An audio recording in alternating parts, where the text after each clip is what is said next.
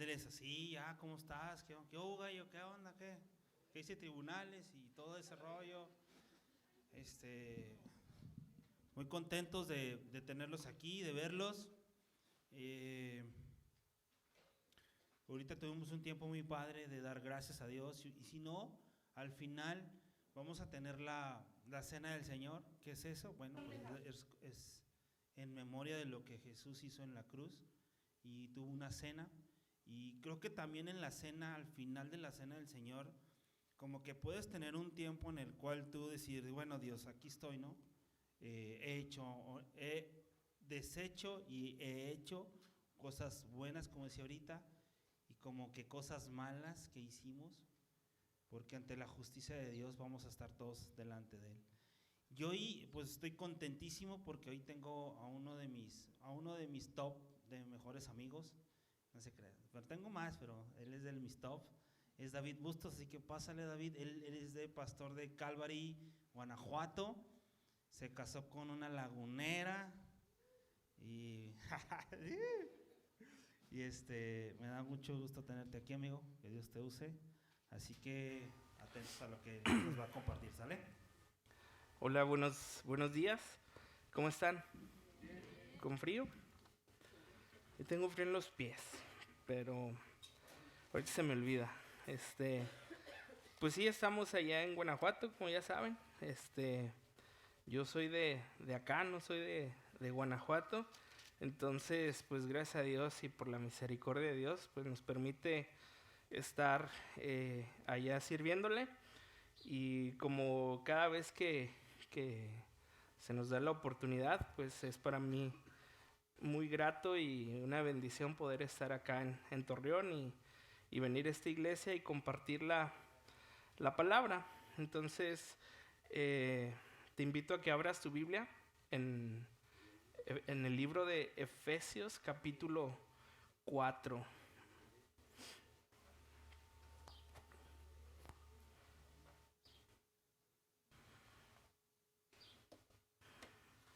Efesios capítulo 4, versículo 17. ¿Alguien le hace falta una Biblia? Creo que por ahí vi que tenían Biblias.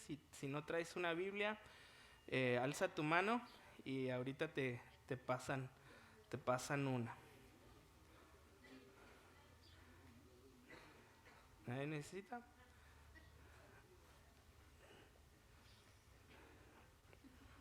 Y bueno, me gustaría leer del versículo 17 al 19, estos versículos, leerlos con ustedes y después oramos, amén.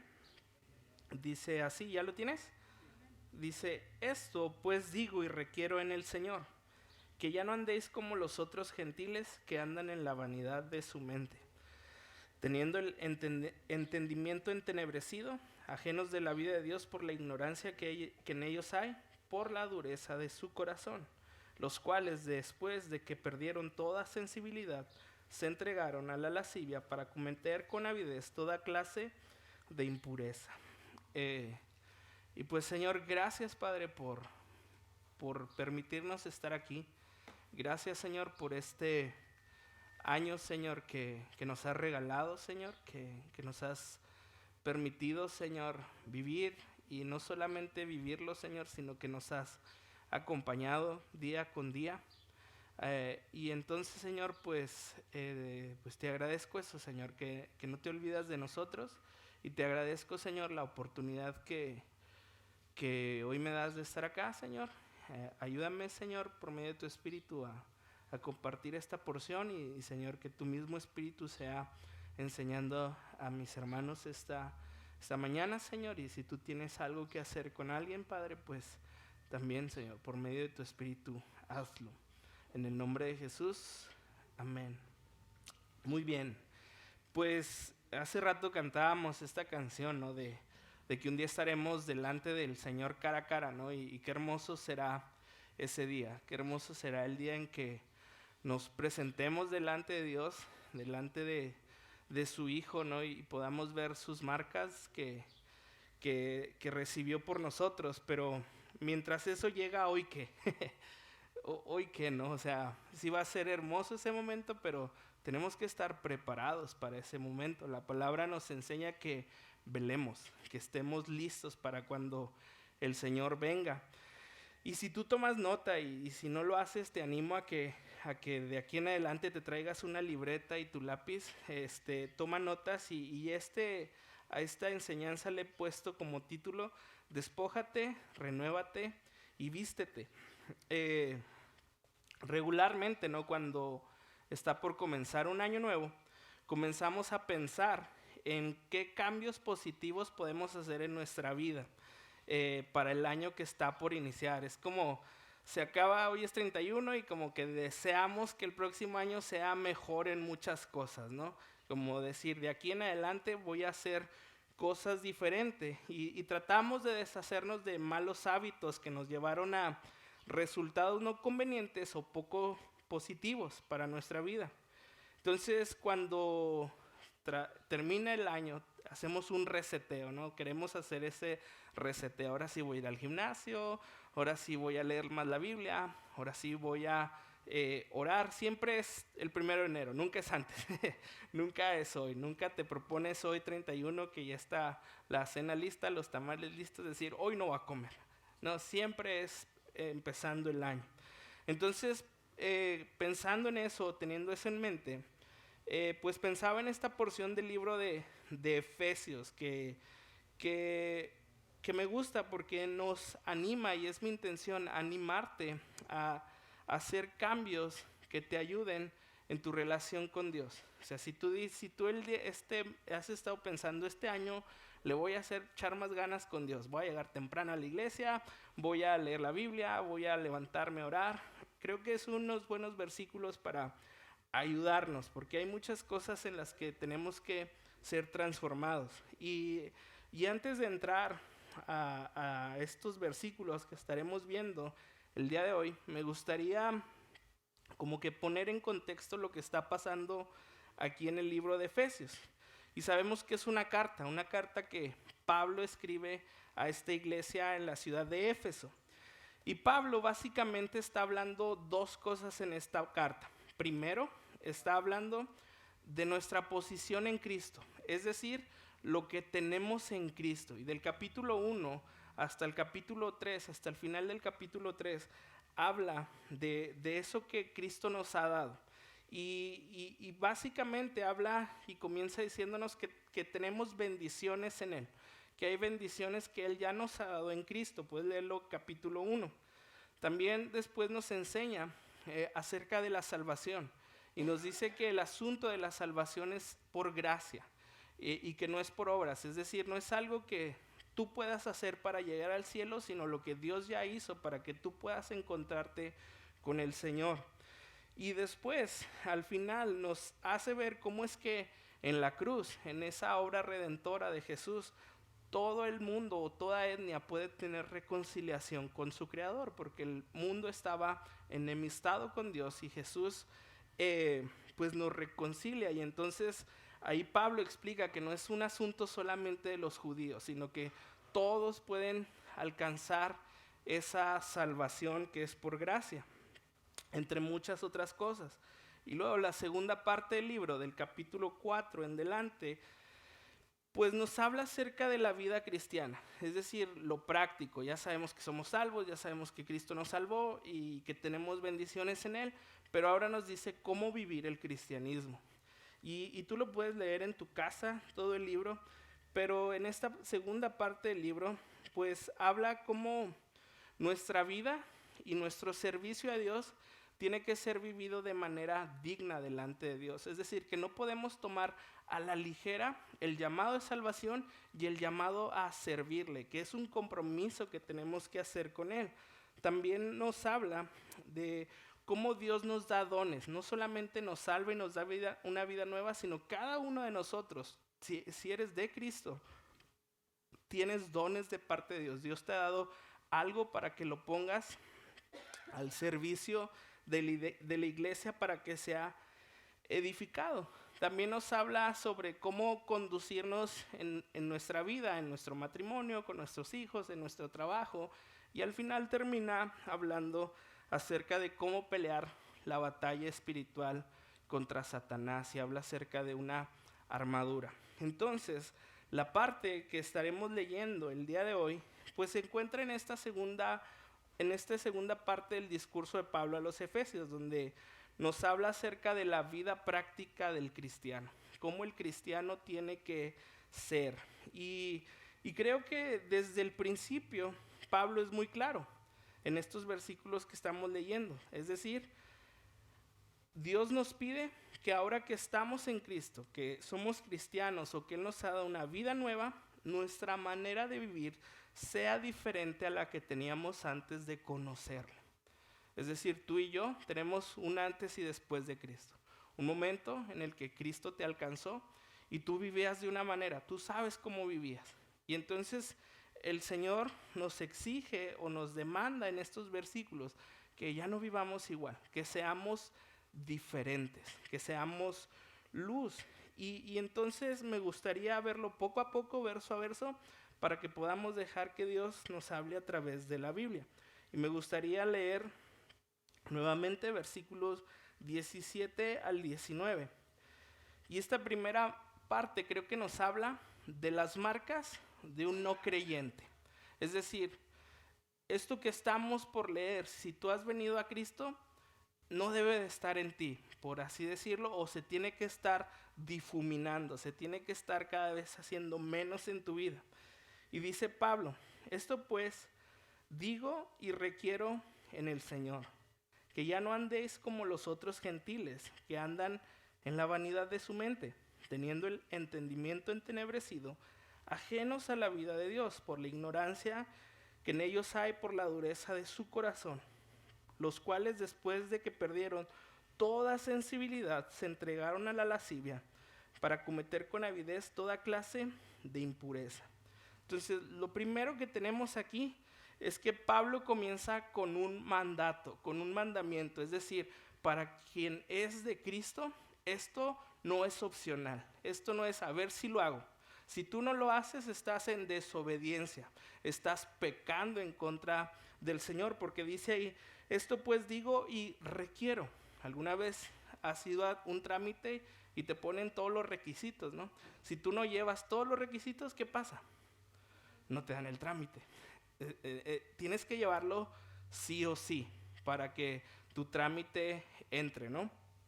Entonces vemos aquí, esto digo y requiero en el Señor, es decir, es un mandato, no es algo opcional, es algo que tenemos que poner atención, leer y vivir. O sea, como dice el Señor seguido, el que lee, el que oiga, entienda. Y entonces vemos aquí que esto es algo que Dios está mandándonos a hacer, es un mandato. ¿Y qué es ese mandato? Dice que ya no andéis como los otros gentiles. Un gentil era un no judío. En el primer siglo, los gentiles eran aquellos que no eran judíos, así les llamaban los judíos a los que no eran judíos, gentiles. Pero también hay otra distinción, dice que ya no andes como los otros gentiles. Los efesios eran de Asia Menor, lo que hoy conocemos como Turquía, ¿sí? Entonces, los efesios no eran cristianos, pero en este punto de la historia, el cristianismo ha estado avanzando. Pablo llegó a esta región a predicar el evangelio, puedes checarlo en el libro de los Hechos. Entonces, Pablo les está hablando primeramente a cristianos, a los efesios. Esta carta es escrita a cristianos en Éfeso. ¿Y qué les dice Pablo? Que ya no anden como los otros gentiles, es decir, que ya no caminen, que ya no vivan como los efesios que no conocen de Dios, que no conocen de Cristo. Y dice, ya no andéis como los otros gentiles. Y va a dar una lista de 3 formas en que el no creyente vivía. Por eso decía, las marcas de un no creyente. Y primero dice, que andan en la vanidad de su mente. Ahí está una. Después dice, teniendo el entendimiento entenebrecido. Ahí está la segunda. Y la tercera dice, ajenos de la vida de Dios por la ignorancia que en ellos hay, por la dureza de su corazón. Entonces, los no creyentes en Éfeso 1 andaban en la vanidad de su mente, es decir, tenían camino de vanidad. Segundo, andaban con el entendimiento entenebrecido, es decir, camino de tinieblas. Y tercero, ajenos a la vida de Dios, es decir, camino de negación. Y me gustaría extenderme un poco en estos 3 puntos y ir poco a poco en cada uno de ellos. Entonces, el primero es que andan en la vanidad de su mente. El escritor de Eclesiastés dice así: vanidad de vanidades, dijo el predicador, vanidad de vanidades, todo es vanidad. Y si tú has leído el libro de Eclesiastés, el escritor de este libro hace muchas interrogantes, ¿no? Como, ¿vale la pena vivir? ¿Hay algún propósito, significado en la existencia humana, en un mundo como este? ¿De qué sirven nuestros logros en este mundo? O sea, ¿valdrá la pena estar aquí? O sea, cantamos, ¿no? Cara a cara, anhelando estar un día delante de la presencia de Dios. Pero ¿valdrá la pena todo lo que hacemos, todo lo que vivimos? Y creo que la respuesta del libro de Eclesiastés es que si nos limitamos a contemplar la existencia humana desde una perspectiva del aquí y ahora, no tendremos otra alternativa que asumir una postura totalmente pesimista o fatalista. Es decir, si todo lo que existe es en este mundo, pues nada vale. O sea, ¿de qué me sirve buscar éxito si se va a acabar?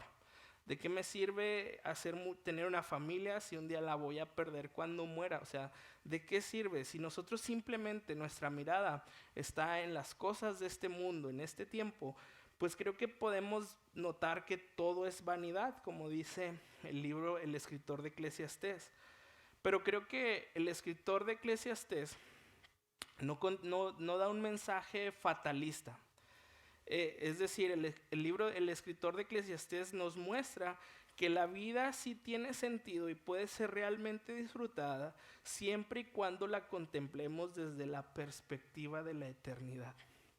Es decir, que hay algo más que aquí, que hay un Dios soberano que nos está llamando. Y lo sé porque al final él dice, el final de todo discurso es este: teme a Dios y guarda sus mandamientos, porque esto es el todo del hombre, porque Dios traerá toda obra a juicio, juntamente con toda cosa encubierta, sea buena o sea mala.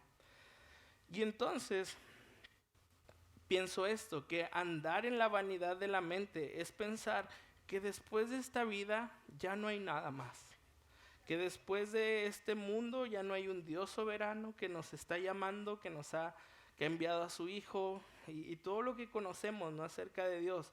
Es pensar que lo único que tenemos es el aquí y el ahora. Y la verdad, mucha gente así vive, pensando que después de esta vida nada va a suceder, nada va a acontecer. O sea, el materialista eso piensa, que todo es físico, que todo es material, y que un día dejará de ser, o hablando personalmente, ¿no?, que un día el hombre dejará de ser, muere y se acabó, se apaga todo, se apagan las luces. Y creo que la Biblia, la palabra de Dios, nos enseña que hay más que este mundo, que hay más cosas en este mundo. Por lo tanto, cuando ponemos la palabra de Dios, la perspectiva de Dios en nuestra mente, en nuestros corazones, todo lo que tenemos se vuelve más disfrutable. Cuando sabemos que hay una eternidad, cuando sabemos que hay un Dios y lo ponemos en el centro de nuestras vidas, nuestra familia, nuestros bienes, nuestros recursos, nuestro trabajo, todo lo que Dios nos da es más disfrutable. Así que pensaba que el camino de vanidad es que vivir en vano es vivir, o vivir pensando que todo es vano es pensar que hasta donde tope voy a dar, que no hay nada más. Y así anda mucha gente pensando, pues ya no hay nada más. Se acaba la vida y se acaba todo. Y así camina mucha gente. Lo segundo es que andan con el entendimiento entenebrecido, es decir, en tinieblas, camino de tinieblas. Y hay algo que me gusta del libro de Efesios, que no lo vamos a leer, pero en el capítulo 1 dice, o capítulo 2, ya no recuerdo, dice que el Señor nos ha sentado juntamente con Él en lugares celestiales. Y dices, ¿cómo? ¿Cómo que estoy sentado con Dios en lugares celestiales? No es cierto, estamos aquí. ¿Y cómo es eso que Pablo afirma que estamos sentados con Dios en lugares celestiales? Me parece un versículo muy interesante y me gusta mucho porque ciertamente creo que Dios nos pone en una posición que, si bien físicamente no estamos ahora, esa posición nos permite entender la vida desde otra perspectiva. Es decir, ya no vemos superficialmente, sino vemos como Dios ve, desde arriba. Estamos sentados con Dios en lugares celestiales, es decir, tenemos una perspectiva diferente del mundo, de las relaciones, de las personas, una perspectiva bíblica que antes no teníamos. Y el mundo no tiene esa perspectiva bíblica. El mundo vive en tinieblas, simplemente contemplando verticalmente, no horizontalmente. Y entonces Jesús dice, o Juan dice en su evangelio, aquella luz verdadera que alumbraba a todo hombre, venía a este mundo, en el mundo estaba y el mundo por él fue hecho, pero el mundo no le conoció. Y entonces veía esto, que Dios nos permite ver la vida de una manera diferente, en lugares celestiales, la vista de Dios que tenemos en la palabra. Pero no solamente eso, sino que dice que envía a su Hijo, la luz verdadera, para que el mundo pueda conocer de Dios, para que el mundo pueda tener esa perspectiva. Entonces veía que camino de tinieblas es caminar sin Cristo, andar sin Cristo en el mundo. Pero también veo otra cosa, que Juan más adelante pone las palabras de Jesús en su evangelio y Jesús dice, otra vez Jesús les habló diciendo, yo soy la luz del mundo, el que me sigue no andará en tinieblas. ¿Ves cómo seguir a Cristo es andar en luz? Pero también dice, sino que tendrá la luz de la vida. Entonces encuentro dos cosas, que camino de tinieblas es no poder ver la vida como Dios la ve y no tener al Hijo que es luz de vida, no tener la vida que da Jesús. Eso es andar en tinieblas. Primera de Juan 5:11-12 dice, el que tiene al Hijo tiene la vida, el que no tiene al Hijo de Dios no tiene la vida. Y entonces podemos juntar estas dos cosas, saber que caminar en tinieblas es caminar sin la perspectiva divina de Dios que se nos ha revelado a través de la palabra, pero también caminar en muerte, es decir, sin la vida que Cristo da. Y sabemos que gente fuera pues vive así, sin esperanza, sin Dios, sin Cristo y sin conocer la palabra de Dios, sin conocer lo que Dios dice acerca de la vida. Entonces veía eso es un entendimiento entenebrecido. No conocer de Cristo, no conocer la perspectiva divina de Dios. Y por último, dice que es ajenos a la vida de Dios. Otra traducción dice, vagan lejos de la vida que Dios ofrece. Y creo que esto es un rechazo intencional a lo que Dios ofrece.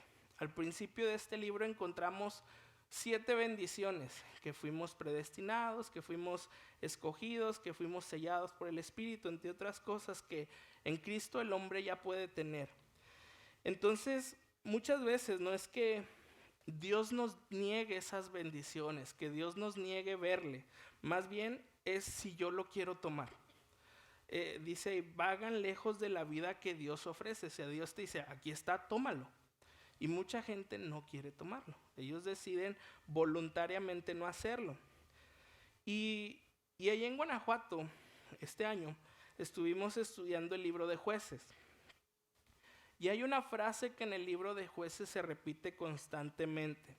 Y la frase es que no había rey en Israel y que ellos hacían lo que bien les parecía.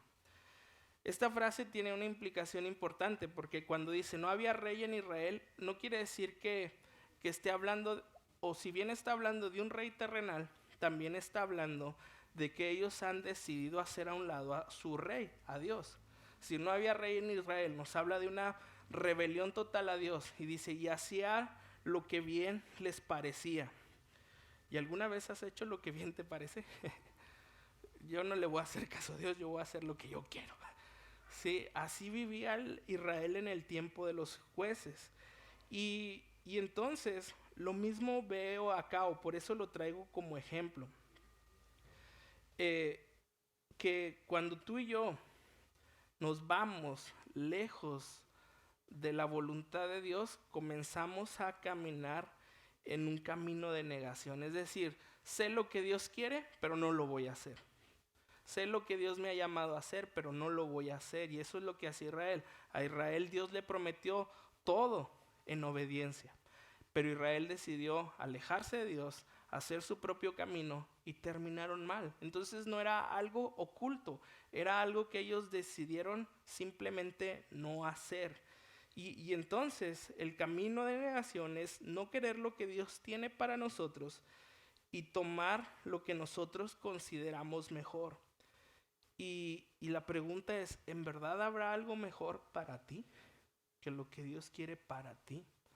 ¿En verdad crees que tus decisiones fuera de Dios son mejores pensamientos, mejores cosas que las que Dios quiere para ti? Entonces, ¿qué produce? Entonces, ¿por qué viene todo esto? ¿Por qué la gente anda en la vanidad de su mente? Anda con el entendimiento entenebrecido, andan ajenos a la vida de Dios por la ignorancia que en ellos hay. Y ahí dice el porqué en el versículo 18. Por la dureza de su corazón. La causa por la cual tú no le haces caso a Dios es por tu corazón duro. Es porque tu corazón se ha endurecido. Y la dureza de corazón no viene por la falta de evidencia. O sea, ¿cuántas veces no le has dicho a Dios, Señor, tú me estás llamando a hacer esto, pero muéstrame que sí es cierto? O sea, tú sabes que el Señor te habló, pero es tu corazón duro el que te dice, el que te hace dudar. Y podemos ver que en la Biblia que caminar con Dios o creer a Dios no es falta de evidencia, porque pues para muchos eso es, muéstrame a Dios, ¿no? Y es cierto que yo creo que Dios se ha mostrado siempre a la humanidad. Ahora déjame te muestro ejemplos puntuales. Por ejemplo, Caín. Caín cuando se enoja y hace su berrinche, ¿quién se presenta delante de Caín para decirte no lo hagas? Dios. Le dice, Caín, no hagas lo que vas a hacer. O sea, para Caín no había duda de que Dios existía. Dios le habló a él y le dijo, no lo hagas. Faraón, en la historia del Éxodo. Faraón pudo ver a Dios, ¿cómo? A través de las plagas. Cada dios de Egipto que el Señor destruía con las plagas era una evidencia de que Dios estaba ahí. Era Jehová. ¿Quién hizo esto? Jehová. Entonces, para Faraón no había duda, no había razón para no pensar que Dios estaba ahí. O el mismo Judas, que conoció al Señor Jesús, vio como Juan dice, y vimos su gloria, gloria como el unigénito Hijo del Padre, lleno de gracia y de verdad. Judas lo vio. Para Judas no había duda de que Jesús era el Hijo de Dios, pero decidió por su dureza de corazón no hacerlo. Entonces vemos que en estos personajes que menciono, Dios se hizo muy presente, así como se ha hecho presente en algún momento de tu vida. Y entonces no puedes negar que hay un Dios que existe, pero por la dureza de tu corazón sí puedes rechazarlo. Y entonces por eso ahí dice, están entenebrecidos, están en vanidad, están ajenos por la dureza del corazón. Pero también tenemos ejemplos como el de Moisés, el de Abraham. Abraham se le presenta el Señor y le dice, Abraham, era Ur, era caldeo, estaba muy lejos de la tierra prometida, o de lo que sería la tierra prometida. Y le dice, deja tu tierra y tu parentela, sal de Ur y ve a Canaán. Y fue a Moisés. Moisés estaba en la casa de Faraón, era un príncipe de Egipto, no podía tener una posición mejor. Y el Señor lo llama y deja todo. Mateo, el publicano, el discípulo de Jesús, era un cobrador de impuestos. Dinero no le faltaba. Comodidades tenía. Y un día dice, vámonos. Entonces, tenemos también a Job. De oídas te había oído, mas ahora mis ojos te ven. Todos podemos ver al Señor en algún momento de nuestra vida. Conozco gente que dice, Señor, si tú me salvas, si tú me sacas de esto, yo voy a servirte, yo voy a seguirte. Y no lo hacen. ¿Por qué? Por la dureza del corazón. Entonces, el hombre tiene el corazón duro. El corazón, un corazón que rechaza toda evidencia de Dios. Pero también tenemos un Dios que promete y le dice al hombre que Él va a quitar el corazón de piedra y dará un corazón de carne. Así que hay esperanza. Hay esperanza para los corazones duros. Yo era uno de esos. Toda mi vida fui a la iglesia de chiquito, mi hermana me llevaba, mis papás me llevaban, y cuando fui adolescente, vámonos, yo no quiero esto. Yo sé que ahí está, yo sé que existe, yo sé que se le alaba, yo sé que se le adora, yo sé que es real porque lo he visto obrar en mi casa, pero no quiero nada. Y 8 años caminé alejado de Dios. Y después de esos 8 años llego a una iglesia nada más y dice, pues sí, aquí estaba, ¿dónde te fuiste? Y me transformó y me cambió y quitó ese corazón duro. Así que hay esperanza. Ahora, el resultado del corazón duro es los cuales, después de que perdieron toda sensibilidad, se entregaron a la lascivia para cometer con avidez toda clase de impureza. Hace 2 años me lastimé la clavícula, me operaron y por un tiempo no sentía nada en la herida de la cirugía, o sea, me tocaban y no sentía nada. Y lo mismo pasa con nuestro pecado. Decimos, no pasa nada, no se siente nada. ¿Y qué es eso? O sea, sí pasa, sí hay consecuencias, pero hemos perdido sensibilidad. Es decir, nos da igual. Nos da igual lo que Dios diga, nos da igual lo que Dios hable. Y por eso comenzaba diciendo, esto es un mandato. Y no tiene que darte igual. Tienes que poner atención a lo que Dios habla en la palabra. Y entonces no te puede dar igual, no puedes ser insensible a lo que Dios está hablando a través de la palabra. Dice, los cuales perdieron toda sensibilidad y se entregaron a la lascivia, pecados sexuales, para cometer con avidez toda clase de impurezas. Y todo acaba en pecado sexual, ¿no?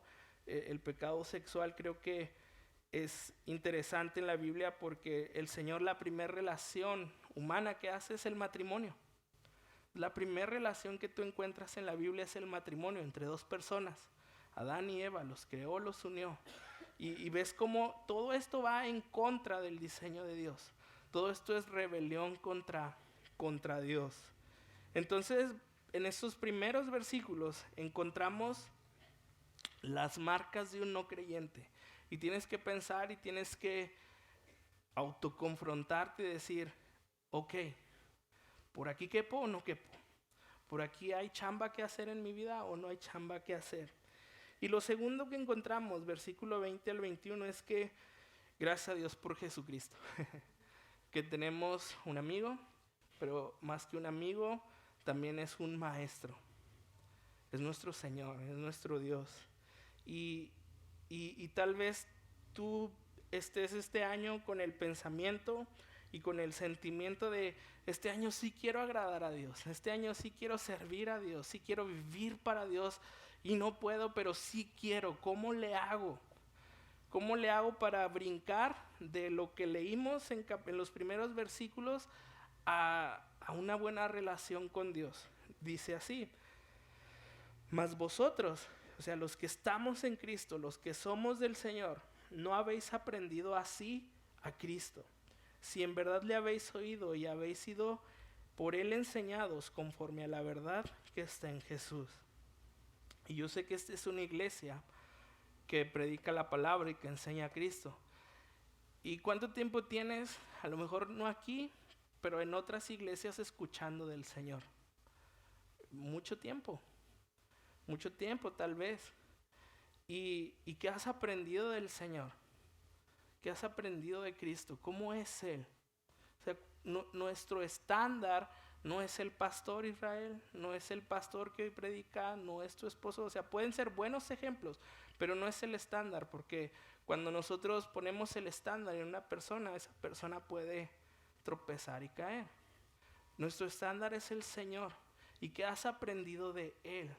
Ahora, también algo, no lo traigo en mis notas, pero que tienes que tomar en cuenta es que aprender de Cristo no es venir a escuchar simplemente lo que el pastor dice cada discipulado, cada domingo en una prédica. Tú tienes que tener un tiempo con Dios, un tiempo donde Dios te enseñe. Jesús tomó a sus discípulos y los enseñó Él personalmente. No le dijo a Pedro, Pedro, ya aprendiste, ve y ahora díselo a Juan, Pedro. O sea, después le dijo, apacienta mis ovejas. Pero cuando Él estuvo, fue personal con cada uno de ellos. Les enseñó a cada uno de ellos lo que necesitaban aprender. De manera que tú necesitas un tiempo con Dios. Un tiempo donde Dios te enseñe. Un tiempo donde Dios te hable. Pero, ¿cómo le hago, no? ¿Cómo le hago para aprender de Cristo? Y me gusta esta parte, porque algo que se nos olvida a veces es que Jesús, siendo 100% Dios, se encarnó. Es decir, fue 100% hombre, como tú y como yo. Y entonces la encarnación de Jesús es importante para nosotros, porque Jesús es el postrer Adán. Vino a tener éxito en donde el primer Adán falló en el cumplimiento de la ley de Dios. Jesús tuvo que hacer lo que Adán no pudo para poder cumplir con la vida de perfección sin pecado que se requería. Entonces ve eso, Jesús pudo cumplir la vida de perfección sin pecado que se requería. Era hombre como tú y como yo, y pudo vivir agradando a Dios y pudo vivir sin pecado. Entonces, ¿cómo Jesús, siendo hombre, venció la tentación y no pecó? Un comentario dice, la Escritura nos sugiere la siguiente respuesta. Jesús no pecó no porque su naturaleza divina sobrepasara su naturaleza humana, previniéndole pecar. ¿Nunca te has dicho, pues es que era Dios, ¿cómo iba a pecar? Pero no, era hombre, como tú y como yo. Sino que utilizó, y esto me gusta, todos los recursos que le fueron dados en su humanidad. Es decir, Jesús usó las herramientas que Dios le daba para poder vivir en obediencia a Él. Y dice aquí, Él oraba al Padre, confiaba en la sabiduría y justicia de la voluntad y de la palabra de su Padre, y de manera muy significativa confiaba en el poder sobrenatural del Espíritu para hacer todo lo que se le había encomendado. Entonces tenemos que Jesús se humilló, que obedeció, que vivió en obediencia y tomó estas herramientas que tú y yo hoy tenemos a la mano también para poder aprender de Jesús. ¿Qué? Ser personas llenas del Espíritu, ser personas de oración y personas de la palabra. Era lo que Jesús tenía y es lo que hoy tú tienes. Porque Cristo nos ha regalado su Espíritu Santo cuando Él murió y resucitó. Pero también nos llama a la oración y también nos llama a la palabra. Ahora, si tú te pones a ver cuándo Jesús usó estos recursos, o la Biblia nos enseña que usó estos recursos, te das cuenta que son en momentos donde puedes decir, mejor no le hago caso a Dios. Por ejemplo, en Lucas 4:1, o a partir de ahí, nos habla de las tentaciones, que fue llevado al desierto y fue tentado por Satanás. Le ofreció comida, le ofreció los reinos del mundo. ¿Sí? Y Jesús, estando vulnerable en su carne, lo pudo haber tomado. Pero dice ahí Lucas 4:1, Jesús, lleno del Espíritu Santo, volvió del Jordán y fue llevado por el Espíritu al desierto. ¿Lleno de qué? Del Espíritu Santo. En un momento vulnerable en su vida, Él buscó la llenura del Espíritu Santo. ¿Estás batallando hoy con el pecado?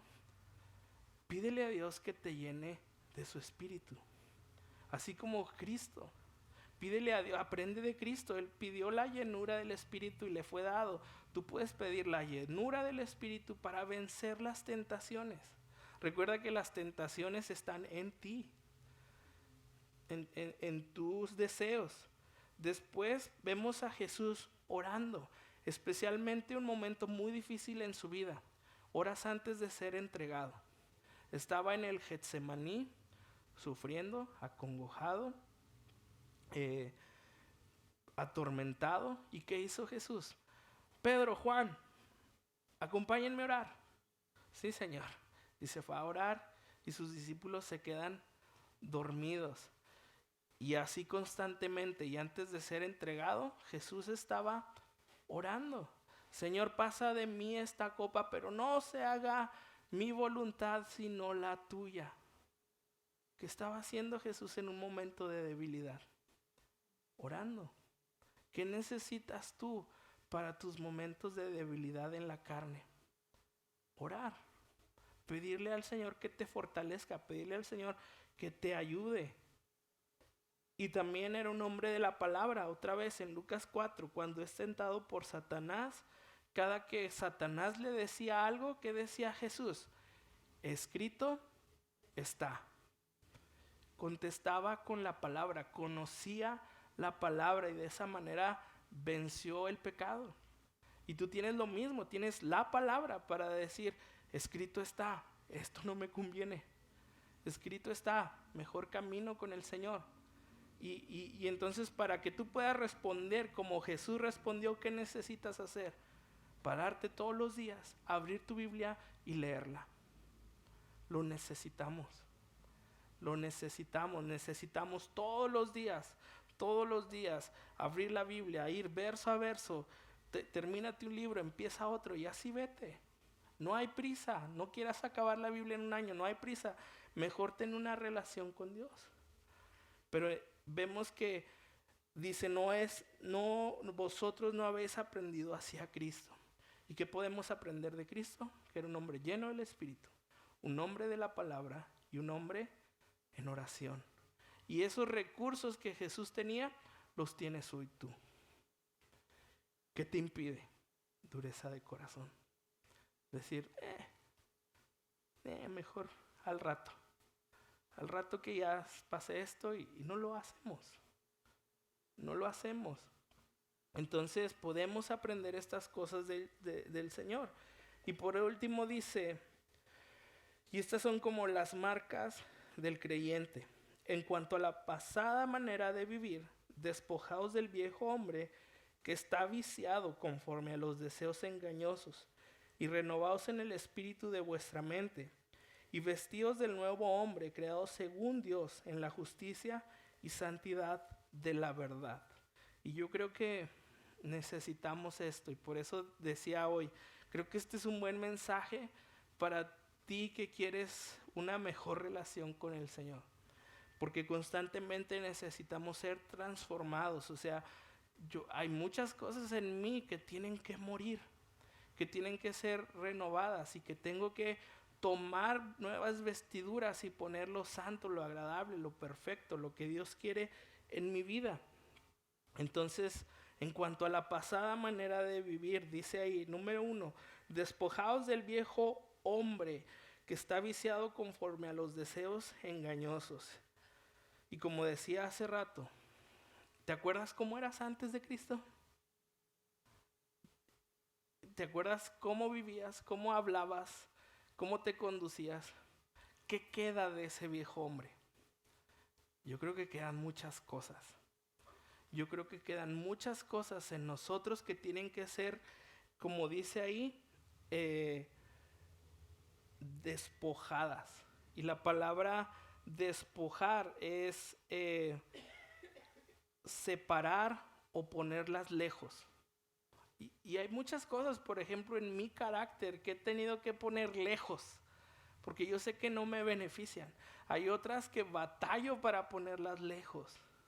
Pero hay cosas que nosotros en nuestra vida tenemos que poner lejos porque sabemos que nos afectan, porque sabemos que no nos ayudan en nuestra relación con Dios. Y entonces esto lo tenemos que hacer de manera voluntaria. Es decir, así como Jesús decidió no pecar, como Él es santo, está apartado, nosotros voluntariamente tenemos que apartarnos. Es algo que tenemos que hacer. Y entonces dice ahí que despojados del viejo hombre que está viciado conforme a los deseos engañosos. Y es decir, esos deseos engañosos son cosas que parecen buenas, pero no lo son. Y tú sabes qué cosas son en tu vida, aquellas que dices, esto pasa, están así en el límite. Y tú sabes cuáles son esas cosas que realmente no son buenas. Y podemos tomar el ejemplo de Pablo. Pablo antes de Cristo era un perseguidor de la iglesia. Andaba por toda la zona buscando cristianos a quien mandar a ejecución. Pero sabes, lo interesante de Pablo es que no lo hacía por malo, lo hacía porque tenía un celo por el Señor. Es decir, Pablo creía que estaba cazando a herejes, que estaba cazando a idólatras. Pablo no quería que como la historia de su nación se volviera a repetir y fueran detrás de ídolos. Pero Pablo no conocía a Cristo. Pablo no conocía que Jesús era el Rey de Reyes y Señor de Señores. Entonces, él pensaba que estaba haciendo lo bueno, pero no lo estaba haciendo. ¿Hasta qué día? Hasta que el Señor se le atravesó. ¿Por qué me persigues, Pablo? Y en ese momento la vida de Pablo quedó derrotada. Y piensa eso, ¿no? Que él creía que estaba haciendo lo bueno y no lo estaba haciendo. ¿Y qué hizo Pablo? Se tuvo que despojar de su vida pasada para comenzar a caminar con Cristo. Dejó de perseguir cristianos. Y todos los hombres que decidieron seguir a Dios o a Jesús tuvieron que romper con su pasado. Y a veces es necesario romper con nuestro pasado para caminar con Cristo. Y a veces no son cosas malas. A veces nos condenamos nosotros mismos. A veces nosotros somos muy duros con nosotros y decimos, yo no puedo seguir a Jesús porque ve cómo soy. Y es lo que me gusta del Señor, que el Señor, tal y como estamos, así nos recibe. Él no se asusta de nuestro pecado, por eso fue a la cruz. Es pura gracia. Y entonces se despojaron del hombre que eran sin Dios para caminar en su nueva vida. Y ponte a pensar eso, que Cristo ya te ha dado una nueva vida. Él ya te ha hecho nuevo y tienes que caminar en eso nuevo que Dios te ha dado. Lo segundo es renuévate. Dice ahí, y renovaos en el espíritu de nuestra mente. ¿Qué tendrá que ser renovado en nuestra cabeza? ¿Qué es esa renovación que Dios nos llama? Creo que la respuesta es la forma en que apreciamos a Dios. En Génesis 3, cuando el hombre queda corrupto, cuando el hombre cae, encontramos que todo lo que el hombre es queda roto. Su mente, su cuerpo, su química. O sea, piensa, ¿por qué hay tanta depresión y todas estas cosas? La química del hombre está rota. Pensamientos, el corazón. Pero creo que lo que más quedó dañado es la forma en que entendemos o cómo vemos a Dios. Desde la caída el hombre ya no puede apreciar a Dios, la hermosura de Dios como lo era, como fue creado. De manera que renovar la mente lo veo como volver a ese inicio donde el hombre podía apreciar toda la belleza de Dios, toda la gloria de Dios, del Padre eterno. Ahora hay un versículo muy famoso, Romanos 12:2. No os conforméis a este siglo, sino transformaos por medio de la renovación de vuestro entendimiento, para que comprobéis cuál sea la buena voluntad de Dios, agradable y perfecta. Entonces usa la palabra transformaos, que es metamorfosis, que el ejemplo más común que tenemos es el de una oruga a mariposa, ¿no? Es una oruga toda fea, se transforma y sale una mariposa, algo más bonito, ¿no? Esa es la palabra aquí. Pero dice que nos renovemos nuestro entendimiento. Es decir, que le pidamos a Dios que nos permita ver su belleza, que nos permita apreciarlo tal cual Él es. Y transformar la mente creo que es algo muy doloroso, porque yo siempre lo imagino como que el Señor haciéndonos así, torciéndonos todos. O sea, ¿alguien de aquí alguna vez fue católico? O sea, qué difícil decir todo lo que creí estaba mal y tener que renunciar a todo eso para seguir a Jesús. Qué complicado. Y eso es lo que hace el Señor. O sea, hace cambios duros. Hace cambios duros en nuestra vida. Ser transformado tiene sus dificultades. O piensa algo más sencillo. Hay santistas aquí. O sea, yo estoy así de hacerme tigres. O sea, el santo ya no da una. Duele, ¿va? Duele. Decir, ya no le voy al Santos, mejor voy a hacer tigres. Llegan más finales, ganan más.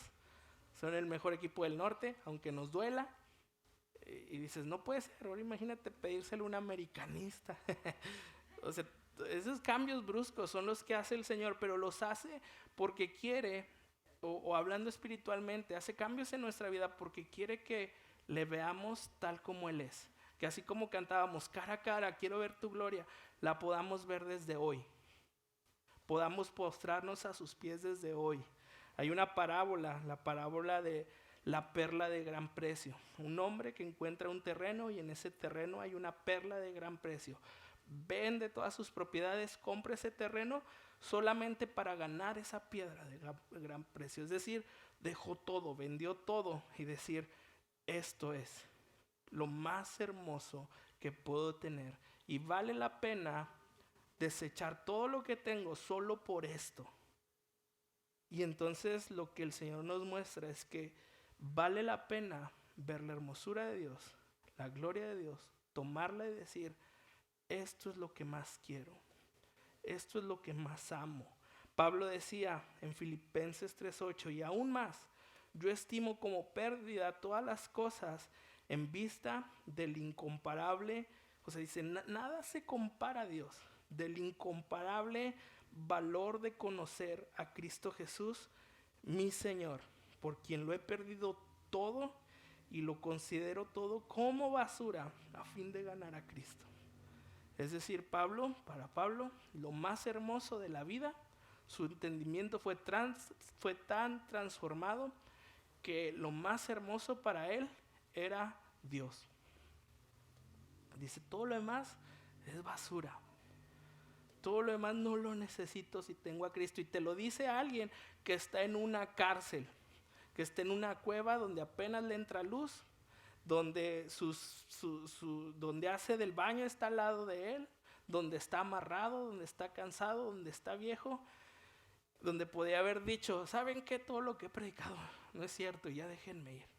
Dice, todo esto es basura, porque sé que mi Señor es más valioso, más hermoso, y teniéndolo a Él, perla de gran precio, no lo tengo todo.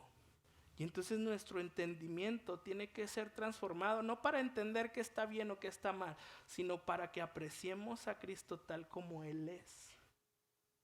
Y sabiendo quién es nuestro Señor, lo demás es lo de menos. Lo demás es disfrutable. Y al final dice, y renovados y vestidos del nuevo hombre, creados según Dios en la justicia y santidad de la verdad. Y aquí el Señor nos dice, vístete de Cristo. Cuando Adán y Eva pecan, cuando Adán y Eva caen, ¿qué hace Dios? Los viste, ¿recuerdas? Que llegan con su taparrabos hecho de hojas de higuera. Y el Señor, ¿qué les pasa? O sea, no se les pudo haber ocurrido algo mejor. ¿Y qué hace el Señor? Sacrifica probablemente un cordero y le quita la piel a ese cordero. Y ese cordero paga por el pecado de Adán y Eva, pero los cubre con la piel de ese animal. Los tapa, los cubre. ¿Y qué los hace? Los está vistiendo de Cristo. les está enseñando algo, o nos está enseñando algo desde la caída del hombre, que necesitamos el sacrificio del Señor y ser vestidos con Cristo. Y entonces hay una forma muy grande en la que Dios quiere que nos veamos y en la forma en que nos vemos. Y muchas veces lo que Dios ve de nosotros son hojas de higuera. Dice, estás loco, deja de vestirte así. Tengo algo mejor para ti. La vida de mi hijo, las ropas de mi hijo, vístete de eso. Y entonces leemos y notamos una serie de pasos que no nos podemos brincar. Primero es despójate, después renuévate y al final dice vístete. Lo dice en ese orden Pablo. Y me pareció muy buen mensaje para comenzar o para terminar el año. Porque si quieres hacer cambios en tu vida, aquí hay un buen consejo. Hay cosas que hay en ti que tienen que morir, de las cuales tienes que despojarte para caminar mejor con Cristo. Tienes que renovarte y tienes que vestirte. Y lo pensaba como en nuestro closet. ¿Cómo se ve tu closet cuando no tiras ropa? Cuando dices, esta tiene 5 años aquí, pero en algún momento yo sé que la voy a usar. Y si tienes 5 años ahí, es porque nunca más la vas a usar. Déjame decirte que tengo un suéter como con 17 años ahí, que ya no me he puesto, pero tienes 17 años ahí. Y digo, pues no compro otro, aquí tengo uno. Y no uso ni uno nuevo ni otro. Y hablaba, también tengo unos tenis amarillos que son muy cómodos, que no los tiro porque son muy cómodos, pero están rotos, sucios, viejos, y me los pongo y digo, ay, qué buenos tenis. Y así ando, así voy por la niña y qué vergüenza, pero yo estoy cómodo. ¿Y sabes qué? Muchas veces así es con el pecado. Traemos esos tenis puercos del pecado y decimos, están bien cómodos, no manches. Perdemos toda sensibilidad. Gracias a Dios por mi suegra, ya me compró unos tenis nuevos, iguales, pero negros. Como diciendo, ya quítate eso. Y lo mismo hace Jesús. Quita lo viejo, nos renueva y dice, póntelos. Ponte a Cristo. Vive para Cristo. Considera a Cristo. Así que ese es mi consejo para ti este año. Todos los días despójate. Si tienes que pedir perdón, hazlo. Si tienes que esforzarte en tu relación con Dios, hazlo. Si tienes que cambiar tu forma de hablar, hazlo. Si tienes que levantarte más temprano para estar a tiempo aquí en la iglesia, hazlo. Lo que tengas que hacer que mejore tu relación con Dios, hazlo. Deja de hacer las cosas como la estás haciendo porque sabes que no puedes, que necesitas alejarte, que necesitas despojarte. Renuévate, pide dirección a Dios. Señor, ¿qué me pongo? Necesito ser renovado. ¿Qué compro? ¿Qué me pongo? Y el Señor debe decir, aquí está, póntelo y vístete de eso nuevo. Y si nunca has conocido a Cristo, déjame decirte algo, y no sé si vayan a repartir los elementos de la cena. Si tú nunca has venido a Cristo, déjame decirte algo, que todo este cambio, todo esto que Dios hace, comienza entregándole tu vida a Él. Ninguno de los que estamos aquí es perfecto. Necesitamos estar sacando, renovando, poniéndonos constantemente. Pero cuando nosotros venimos al Señor, cuando nosotros venimos a Cristo, el Señor nos limpia. Nos dice, estás listo para usar lo nuevo. Estás listo para ser transformado, para ser cambiado. Y entonces el Señor en la cruz del Calvario pagó por todo nuestro pecado. Pagó por toda nuestra inmundicia.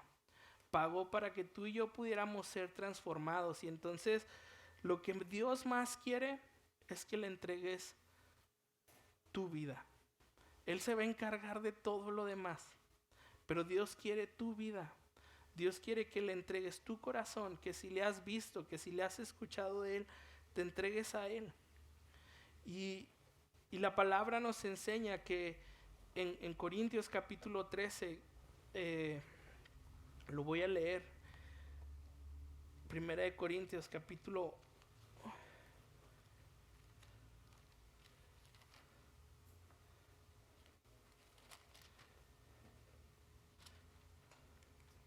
11, dice así: porque yo recibí del Señor lo que también os he enseñado, que el Señor Jesús, la noche en que fue entregado, tomó pan, y habiendo dado gracias lo partió y dijo: tomad, comed, esto es mi cuerpo, que por vosotros es partido.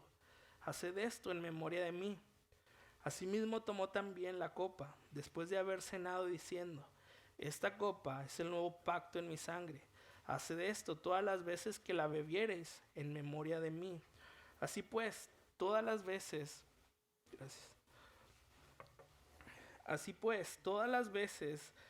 que comieres este pan y bebieres esta copa, la muerte del Señor anunciáis hasta que Él venga. Y entonces el Señor nos manda a hacer esto, ¿no? Continuamente. Recordar que su cuerpo por nosotros fue entregado. Recordar que por nosotros su sangre fue derramada.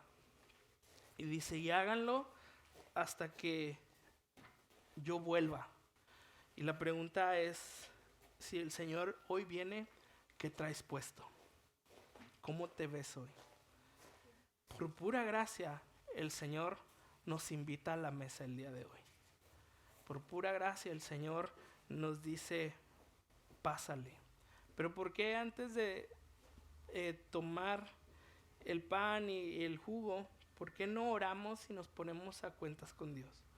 Y después de eso participamos y van a dirigirnos en una alabanza. Entonces, Señor, tú sabes, Señor, que no somos perfectos. Tú sabes, Señor, que en nuestro closet espiritual hay mucha ropa vieja, Señor. Mucha ropa que ni nos queda ni nos hace ver bien. Y Señor, tú por pura gracia, Señor, en tu amor, en tu misericordia, en tu bondad, nos ayudas, Señor, a ser transformados, a ser renovados. Y Dios, hoy estamos aquí delante de ti, como hace rato cantábamos, Señor, para ponernos a cuentas contigo, Señor, porque tú conoces nuestro corazón, porque tú conoces nuestra vida y tú sabes, Señor, que necesitamos ser lavados, Señor. Tal vez no todos, Señor, pero si hay alguien aquí que necesita ser lavado por completo, Señor, yo te pido que hoy rompas esos corazones duros, Señor, y entres a esas vidas, que traigas vida nueva. Y a nosotros, Señor, que te conocemos, que hemos sido renovados, ayúdanos a vestirnos de Cristo. Gracias, Padre, por tu sacrificio. Gracias por tu amor, por tu bondad, porque no merecíamos tan grande sacrificio, pero tú nos amas tanto y te plació, Señor, que fuera así, para que un día nosotros pudiéramos estar delante de ti cara a cara, gozándonos, alabándote. Así que, Señor, ayúdanos a vivir la eternidad el día de hoy. Gracias por lo que nos das. En el nombre de Jesús, amén. Pues participa del pan y de la copa.